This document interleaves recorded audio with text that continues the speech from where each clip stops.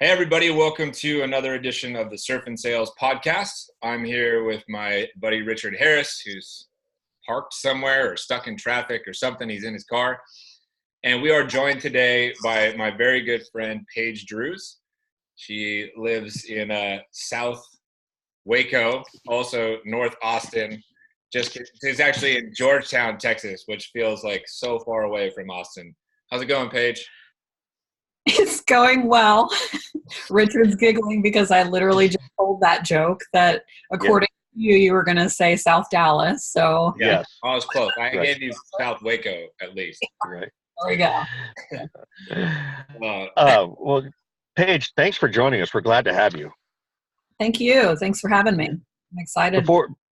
Yeah, me too. I'm super excited because we had a little bit of a conversation before jumping into this, and so I'm going to bring that up first. But just for some context so people understand, what have you been doing lately? What's your role been? Where are you headed now? Just to provide some context of your mindset. Sure.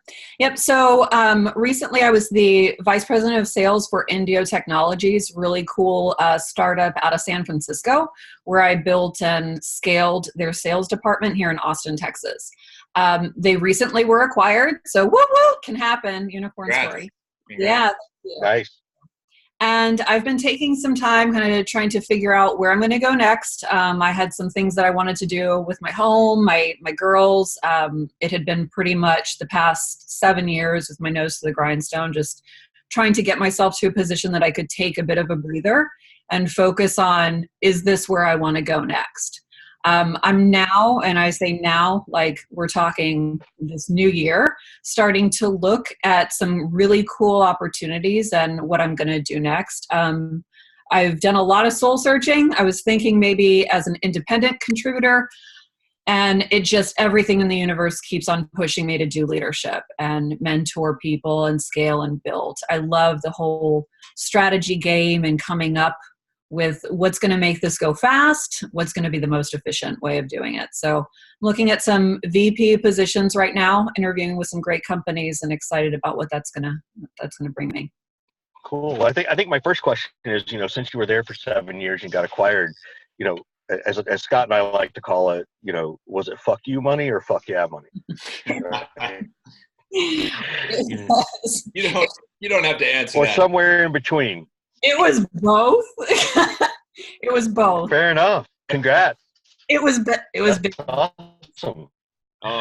We don't need to go there. Paige, all right.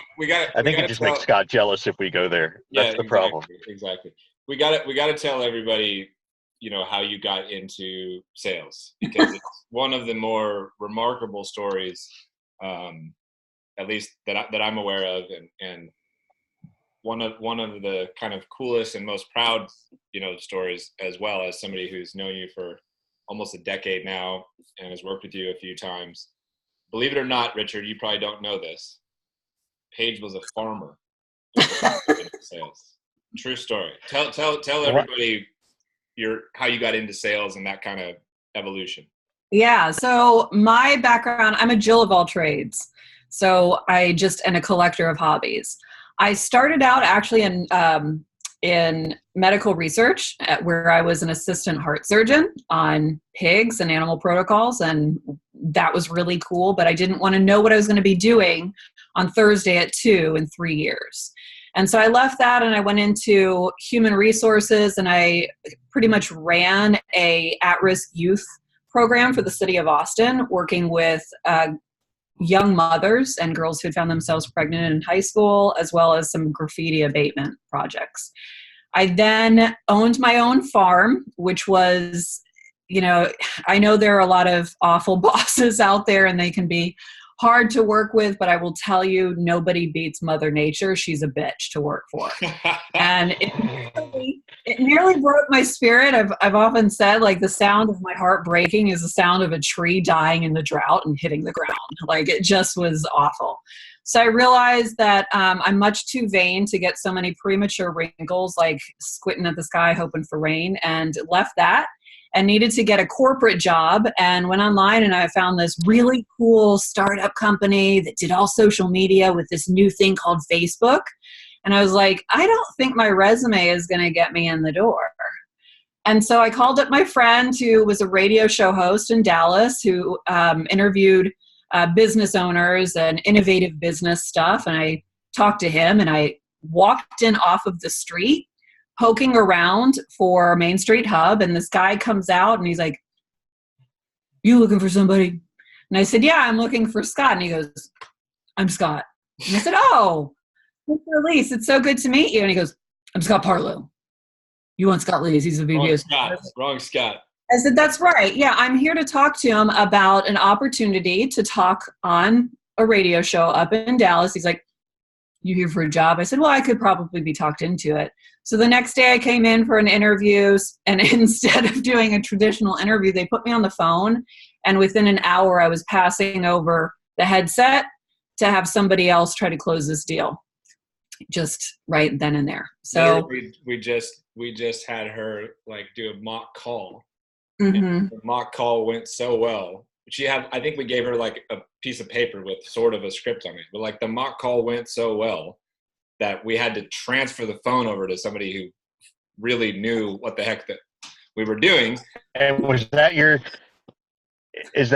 standard interview style back then, Scott, at Main Street Hub, or was this just like, let's just see what this person can do? Like, were you just like it wasn't standard, but we did it every now and then. But like, you got to understand, this woman just came into the office basically, right? She just literally door knocked and weaseled her way into the interview process. So we were like, let's just cut to the chase, right? Mm-hmm. And lo and behold, right, it was fantastic, and the rest is kind of history. So really interesting path to get into sales. So Paige, from your perspective, right? You walk in the door. I got a little bit about your personality so far, so I think I know the answer. But were you like, what the fuck are you guys doing? Or were you like, yeah, bring it on? Like, what was your mentality? Yeah, I was totally bring it on. To be real honest, I had been working at HEB and making around $17,000 a year when I was in there. My life, I don't know if you felt the ground shake about 7.5 years ago.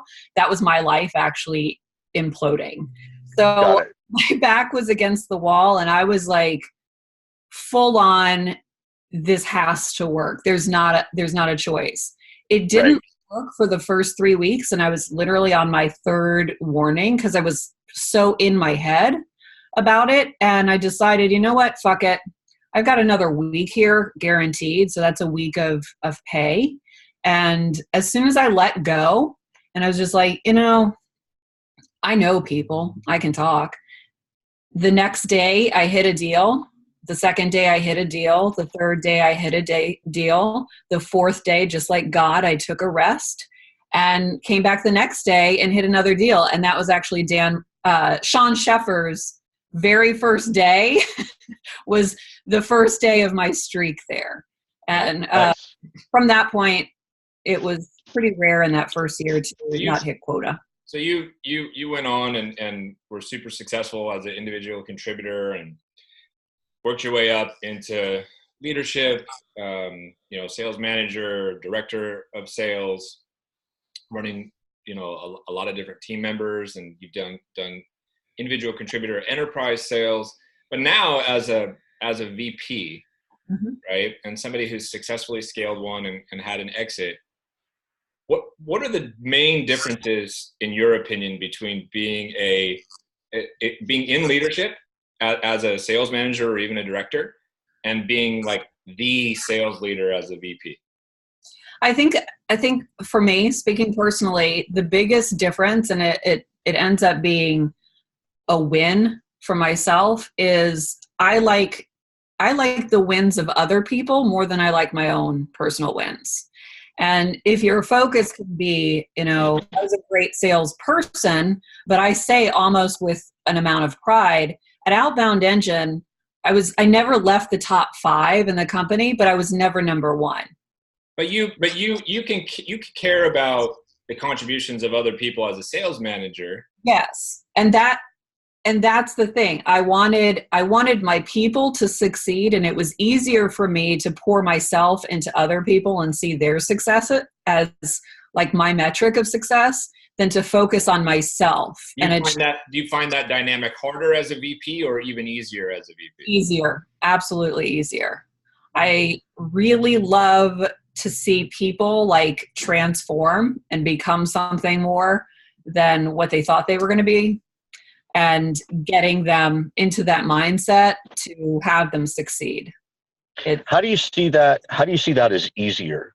Like when you think about that, and I think some of it is, the mentality of the person we're talking about, right? So that's in your mentality. Why do you think it's easier as the VP? Why is it easier? Well, from just a logical perspective, the many can always do more than the one. So it doesn't matter how great I am. And this, I think, is what made me successful in my early days of management. I can't carry the weight of an entire sales team, let alone a sales organization. But if I can give of myself into other people and recreate that, we all raise up. Now, why does it feed me? Now, I'm a mother. I'm a sister. I've been a wife and a girlfriend. It is part of my psyche and my person. I love to help. I love to, that servant leadership is absolutely my style. I don't have any problem getting down dirty and gritty into the mud and the muck to help people succeed. So let me, this is great. Like, I love this because we're getting into the deep stuff. For people who are listening, right? If they're a first-time VP, mm-hmm. and, I think delegation and letting go is often the hardest part, right? Mm-hmm. What are some of the things that you do to give up as a VP, or to pour yourself into a manager that you then see that waterfall into the team? Like, what kinds of things do you do with your managers? Like, what's something tactical, I think is what I'm asking. Yeah, tactical is simple to answer. But I'll tell you, this is something I practice every single day, regardless of whether it's in the workplace or at home. This is a view that I have, and I've had this conversation many times with Lise, as well as his wife, with women, with men, whoever. You're never going to be able to handle absolutely everything and achieve absolutely everything. You have got to delegate. The day that I let go of control in my personal life and started delegating is the day that I started making $1 more every day. So I used to hold on to this, I can handle it all. Those are my kids. I need to teach them how to read. Those are my kids. I have to drop them off at school. Those are my kids. I have to pick them up. That's my home. I have to clean it. It's my dinner. It's my family. I have to do it. It's my house. I have to keep it clean. It's my yard. I have to mow it. They're my reps. I have to help close their deals for them. This is my team. Every single thing. It doesn't work that way. It doesn't work that way. You end up spreading yourself so thin that the powerhouse that you could be, if you focused it and focused your energy on one thing, like one of those little spy glasses focusing the sunlight onto an ant, you've got that kind of power. But you have to focus it the correct way. I don't do anything for myself anymore. I don't. Well, and I have the prettiest yard. That's Scott. That is Scott's mantra. Now I know why the two of you get along so well. Yeah, we're just like walking around in a box, the two of us outside. Yeah. The place. That sounds right. Talk to me. Hold on. Go ahead, Scott. No, I was going to say, the journey to become a VP hasn't been as easy as it might sound on the surface. And I think that we, have a platform and almost a duty to go there and kind of talk about it. So, and I know the story because I've been there with you and talked through these things, but like, what has been your experience as a female sales leader, as a single mother of 3, going about trying to land a VP of sales job and be a senior level executive, and you can talk about that in terms of what it was like sort of the first time and maybe, what it's like this time. I don't know if there's differences or not, but it's been tough. And I think a lot of women out there probably go through the same thing, Yeah. Let's talk about it a little bit. It has been tough, and I'm not one to play it's not fair. My view on gender in the workplace is, we are, as creatures, do think a little differently. We behave slightly differently. And with the birth of the Me Too movement, it's my experience that, if anything, men are trying to be more open, but it can be pretty clumsy and it can be pretty awkward. And there can be some misguided bias. So the experience that I've found and what I have felt has been okay when it comes to the strategy. And I never feel like I'm judged against some other expectation that a man can do this better than a woman. I don't feel that way. Where my conversations historically have broken down, and this was a conversation Lisa and I had, because I go to him and say, hey, how do you answer these questions? I seem to keep on getting, held up or knocked out when the question, so let's talk logistics, comes up. And so I brought that to Lisa, and he... That's code. Yeah. Well, and he gave me... Are you a parent? Yeah. Exactly. And not only are you a parent, but are you a mom who's going to get sappy about missing her daughter's whatever?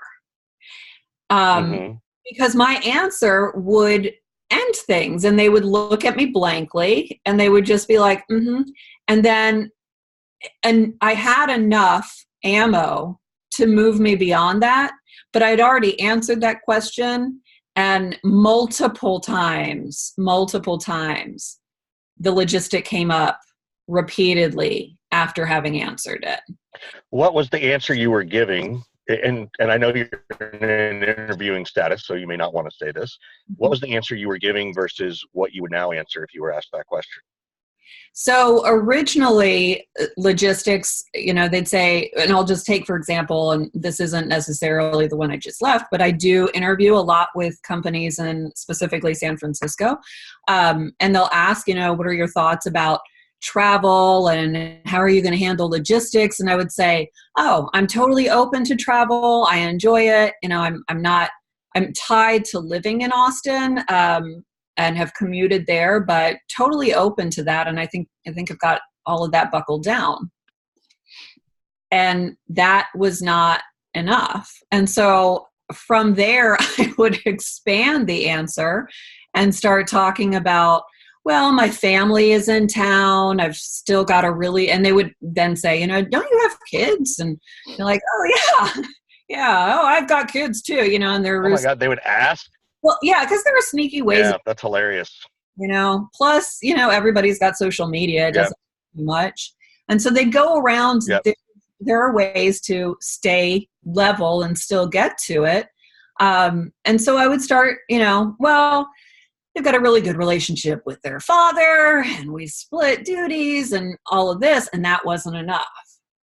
The answer that I give now is, I'd handle logistics the same way as, you said you were a father, probably the same way that you would, having a family, and any other father figure or mother figure out there. I've been able to balance increasing responsibilities over the past 7 years, but to break it down, and then I go into, I don't do my own shopping. I don't do my own groceries. I don't do my own house care. I don't do my lawn. I absolutely delegate every single thing in my life that does directly bring me joy. Yeah. And it gives me opportunity and time to make my main priorities absolutely my main priorities. But I also think, oh my God, I think the people you were interviewing, you were going like, oh, teach me how to do that. Yeah. Yeah. And in fact, they should be, if they're not doing that themselves, they should be. Yeah. And it's not something that I have to really think of. Like, I don't have a script for it, obviously. It's just, even though I've been off of work, I'm now like, I don't have time to grocery shop. I'm doing a million things. I don't know how I would incorporate that and still be able to achieve all the things that I want to achieve. So it's something Right. I practice on a daily basis. And like I said earlier, that allows me to delegate very easily to my management. So you said at the beginning of this topic, you said that, since the Me Too movement, you feel like men are trying, I guess, I think is the word that you used, but we're collectively clumsy in our effort. So coach us. What are seriously, coach us, coach me, right? What are we doing clumsily? Yeah. Yeah. What are a couple? No, less that for me at least. What are we doing clumsily? But like, what are a couple things that we need to improve on and should improve on and can improve on, right? So, yeah, there are many things, but it really is an understanding and a perspective. It's funny that you bring this up because I literally just checked my email and I saw that you had tagged me on being a woman in a podcast. And a few weeks ago, you had tagged me on a LinkedIn post asking why more women don't post on LinkedIn. It's the exact same as if I brought you guys, even if you wanted to start having tea parties and doing spa and nail days, and which is totally okay. I went to the spa this weekend and there were more men than there were women. So the shift is going there. It's not a gender specific thing, but you both smile and smirk about it. So if I bring you into the spa and you're going to sit in these floofy white leather chairs with gold trim and the nail polish is clear, but it's got a slight tint of red to give you that natural, healthy pink glow to your fingernails. See, you're smirking. I don't even know what you're talking about. Exactly. That's where I'm at. I'm the opposite, Paige. Paige, I will show up. Give me the date and time you're in San Francisco. I love going to get like manicure, pedicure. Like I'm totally down. Like I have no issue. So I'm smiling out of joy and probably smiling out of watching Scott's discomfort more than I am. I'm thinking to myself like, and this is me being clumsy probably, but like I'm trying to lift you up and push you forward and give you an opportunity to have conversations with these other people who have a platform. And so when somebody says, who are some women out there who might be good, that's not the clumsy part. So that's I misunderstood you then. I thought you were saying that that's the clumsy no, part. that part's not clumsy. The clumsiness comes from the perspective and the question of why aren't you? What, because that was in both. Why don't more women post on LinkedIn? From the poster, you mean? Yeah, yes, and that's I see. A lot of men. It's also though, if we get really granular, my daughter is an elite athlete. She plays at a really high level in softball. I have traveled with her. I listen to their games and everything. And absolutely, and I just told her this, if somebody had on their resume that they played collegiate softball, hired. It means something to me. But at the same time, I've had such insight into how they hype each other up, how they push each other. And you know what's missing? Crush them, kill them, make them bleed and cry. Domination. And yet, you're muted. And yet, when I go into a sales org or any other industry, an environment, a man's club, a poker club, whatever, that's the environment. And it's incredibly tilted towards one gender. So everything from the pronouns that are used, and I just praised Erin Fulkerson out in Mind Touch. That was the first company that company-wide lit used her and female pronouns. And it was like, and I was almost not ashamed, but I was taken by surprise that something had gone out to the entire company and the pronoun that they used in every single thing was her instead of him. And it was just bizarre. And I thought, I'm going to start paying attention to this. And so even looking online and reading stuff, the amount of time that him and his are used in comparison is so incredibly disjointed that, you know, then you've got people who acknowledge it, and this is where the clumsy comes in, and they're like, oh, I'm not going to do that, and they never use him or his again, and it like flips to the other side just with that one person, and you know, and that's awkward and that's weird. You know, it's just the understanding, just knowing that LinkedIn as it is right now is a bit of a boys club. I'm part of this manifestation challenge through Facebook with Gabby Bernstein, and it's a girl club. And people are like, oh, my soul sisters, hey, and it's like, you got to be careful of that because there are guys in this group too. And I know how that feels. But I think the truth of the matter and the foundation starts with if everyone could just dress up, all the men could just dress up like Tootsie for about a week and a half and see what the world looks like from that perspective.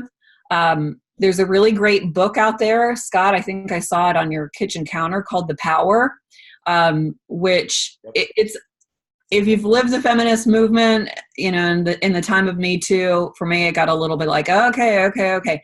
But it would be a really good read for men to see how different the world looks from a perspective that women view as the status quo and normal.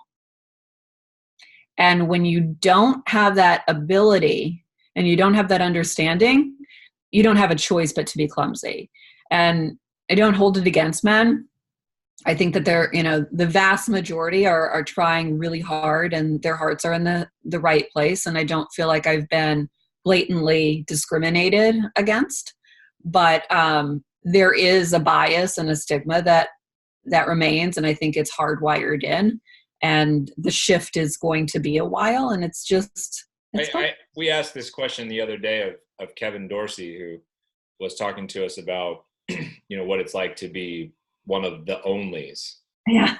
Right. And, you know, I asked him if he felt a sort of larger burden of responsibility to succeed, given where he's at, to kind of pave the way for others. Are you feeling that when you get into the VP of sales role, like, I need to succeed so I can help uplift and help maybe provide the same opportunity to other women? Do you feel that as well?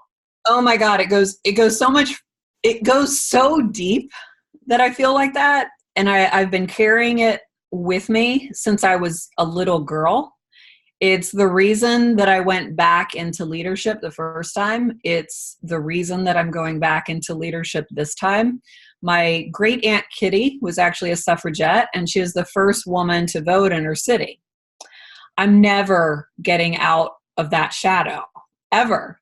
And I've got daughters, one who's 16, and I don't feel like the world has changed enough for her to have the opportunities that she's going to want to have. Just this weekend, she started crying about, you know, her softball career, and she was talking about, like, there's not going to be a place for me. What am I going to do? Go and play professional softball? How much do those people even make? And if I'm not that, what am I going to do? Work on a man's team? And it was like, ouch. Yeah, we just got our first woman coach in professional baseball, like last week. San Francisco Giants, by the way. Yeah, I know. But, you know, it's stuff like that I feel like, oh my God, I come from this bloodline. Aunt Kitty's like quietly judging me from her cloud in the sky. Like, I've got to do my part. I have to be this. And then when I did become a manager, it was like, heaven forbid, you're the girl who couldn't do it. You got all eyes on you. You're competing with the boys, you know? So. But how do you instill that, whether it's you to your daughter or you to a manager, specifically female, right? Or another, the only, right? Maybe it's African-American, maybe it's an LGBTQ, whatever. It could be any of them. How do you inspire those people to press on? Because you've reached a point where they're looking up to you and they may be going, oh my God, you've done it. Congratulations. I'm so glad to be here. But, you know, you got to sort of encourage them to, like, you know, for your daughter, it's like, yeah, but you get to be the first one. Or, you know, and I don't know what that looks like, but how do you coach that to somebody, right, from your perspective, to get them to stay? We all have our down days. So I'm not saying you can't have them, But how do you coach them on that? I tell my story a lot, and I tell my story not to, I don't like hearing it. I don't like talking about it. It makes me a little uncomfortable, honestly. But I feel like by sharing the places that I am vulnerable and places that I have struggled, it allows other people to connect. I was literally just having this conversation with somebody today that intimacy doesn't come from listening. Intimacy comes from sharing of yourself. You can be on a bus and you sit down next to a person and they're like, start talking your ear off, and you get 2 words in the entire ride. And as you get up to leave, the guy says, hey, I really enjoyed this. I feel like I know so much about you. And you're like, dude, I said like 2 words. I didn't even talk. Yeah. Yeah. I've done that. Yeah. But that's how intimacy, and that's how connection and vulnerability and trust and understanding comes about, is sharing of oneself. And I feel like having told my story, not just the wins, but like how I got here and what it took, and in the moment, what I'm giving up, allows people to see that it's not all glory. It's not like, oh, she just walked in here and she just had a gift of sales and, just had it given to her. It was hard earned, and it shows the kind of work that's going to be required. But it's also, and I always hope this, I hope that my ability to overcome things inspires people to overcome whatever they're doing. The second part of that is, I'm always, if I've told my story, I'm available. If I give of myself, I'm given. And so, especially with women, my mentorship is being a partner to them and being a safe place for them to come when they find themselves up against the ropes, or when they're finding an insurmountable to them hurdle to overcome. And I don't shy away from piling it on that it's available to them and it has nothing to do with me. And I'm simply, and Lise used to say this all the time, I'm simply a lily pad, where I am and where I can get them, and what this is and where they are currently is not their end point. There's something further for them. But to be here now and to embrace where we are now and to understand that we're not alone in this, I think is been really powerful. One of the things that I've tried to do and I've been passionate about over the years is skewing a little bit in my hiring towards can do instead of has done. And I know that, you kind of have run up against that as I've run up against it. How do you put that into practice now? And why, and what are the advantages maybe for people who are people who are hiring managers right now, or founders or VPs who are looking at resumes going, oh, this person's never done that before, right? Tell the audience from your perspective, like, what are the advantages of being a can do and a has done and hiring those types of people? Mm-hmm.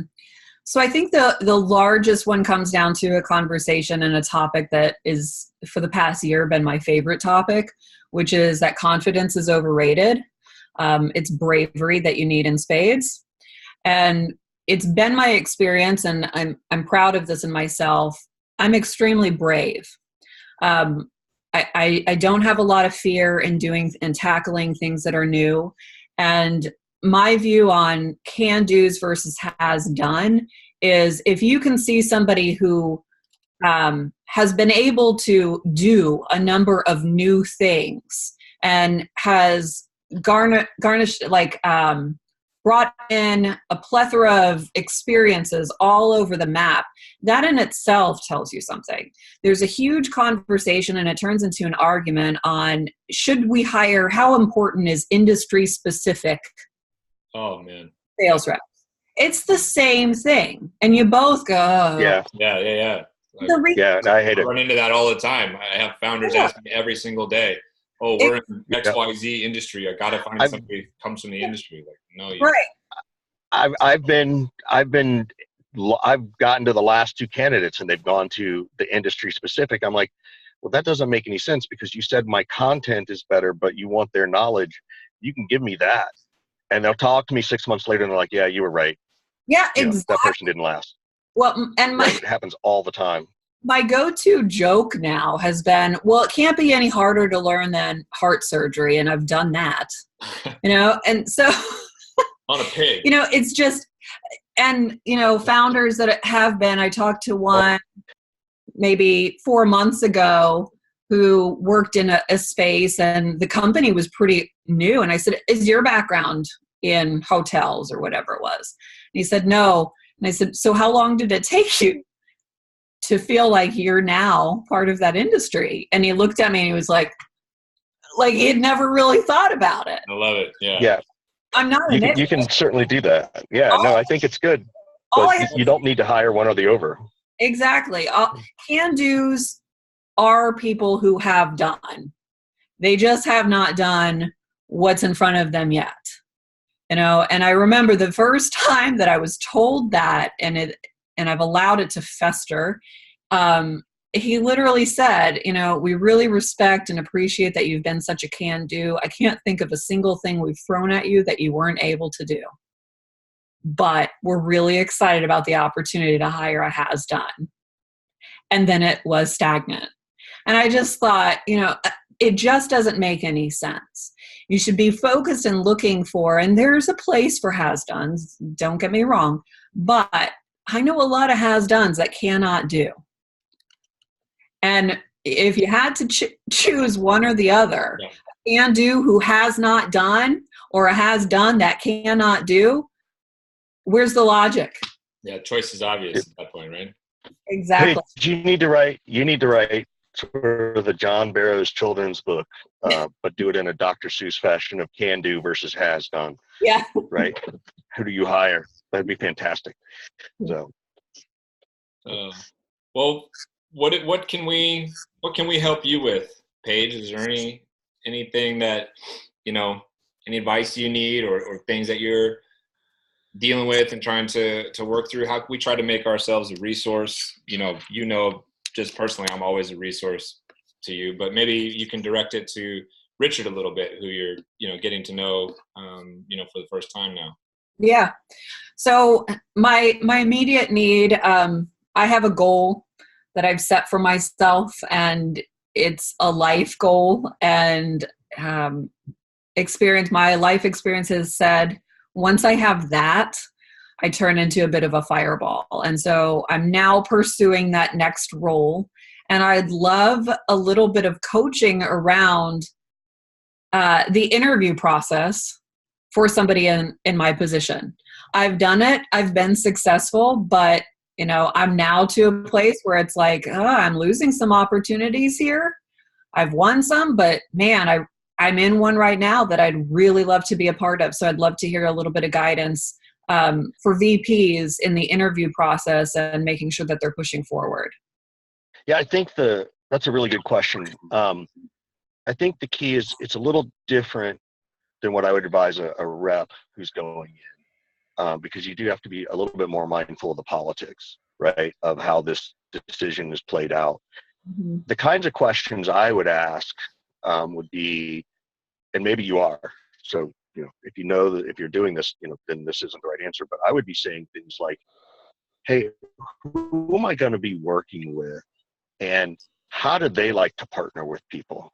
What do they look for? And I certainly want to ask the person directly, but I also want to ask indirectly. I want to ask the CEO about the CMO. Like, what makes a good partner for your CMO? Because if he can describe that, then you now have the ability to understand what he is also looking for in that relationship, right? I think so. For me, I think at your level, it's about fostering those cross-dimensional, those cross-department functions a little bit more, right? I'm hoping they're not spending a ton of time drilling you on, dials and talk time and, that kind of stuff, right? But more about where the partnership is and asking, aside from hitting the number, right? Let's assume I hit the number. What else do we want out of the revenue machine that I can help provide? whether that's partnerships within the organization, outside the organization. To your point, you talked earlier about strategy, right? Don't poo-poo the revenue side, like, oh, I'm not going to worry about that, but find a way that you can build that partnership, right? Or where are things have been lacking, right? Where's the previous revenue chief failed, right? There it is. I just said chief, which is probably a masculine word, so I apologize. That's not clumsy. There's clumsy right there. You know, those are some of the things I think that people are looking for at your level. I'm also assuming are you at early stages or late stage startups? Like, where are you interviewing? Mid. It's mid. I've got a little bit of early and mid. Yeah. So at that mid level, it's still way more early on the revenue side than an early stage startup. I mean, as at like an early stage startup, but there is the startup strategy, right? And making sure you understand how do I partner in a strategic way with the other departments? Maybe that's the best way to ask it. It's a long answer. Well, I'll take a crack at this. We've talked about this a number of times, Paige, but I may answer a little differently this time. The first thing that I think of is, what you've got to do is you've got to make your boss's job easier, right? You've got to make the founder and CEO's job easier. And hitting revenue numbers certainly does that. But how else are you making their job easier? What are the other things that you're exceptional at, right? I know you. It's about framing your story and who you are and what you're capable of. So I know, for example, that you are operationally excellent. You're operationally superior to me. I'm talking about sales ops, sales enablement type things, getting into Salesforce, getting into tools like SalesLoft and digging into all that, setting all those things up. You can serve as a sales ops person before you have a sales ops person. You have a strong network in Austin. Also, as a female sales lead in Austin, I think a lot of female salespeople would be drawn to that kind of opportunity. Well, you might not need a recruiter now.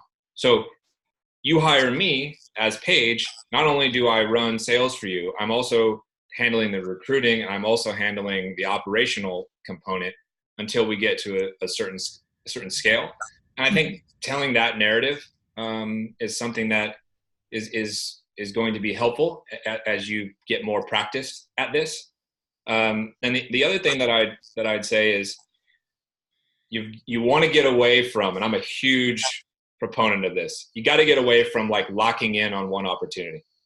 I know people, get excited about that one company or that one thing.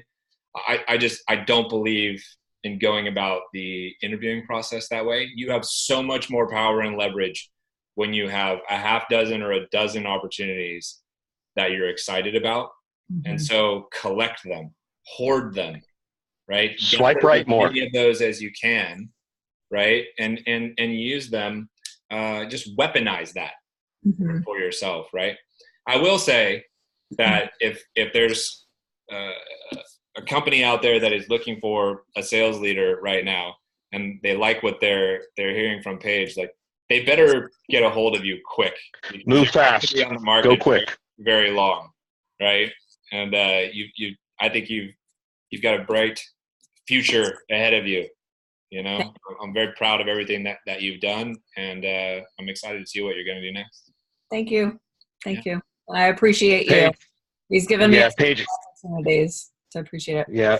So I'm sorry we didn't get a chance to get to the story about how you would throw Army Men and G.I. Joe and the Hulk at people in the office. But next time we're clearly gonna bring you back. I think what I would love to do is I'd love to bring you back a few months after you get your next role and hear about what that process was like and what it's like after you've been somewhere for 7 years to start over ish. You know what I mean? Like, I think that's an interesting story. Thanks. Thanks, Paige. Enjoy the conversation. Thanks, Paige. Bye. Bye. Bye.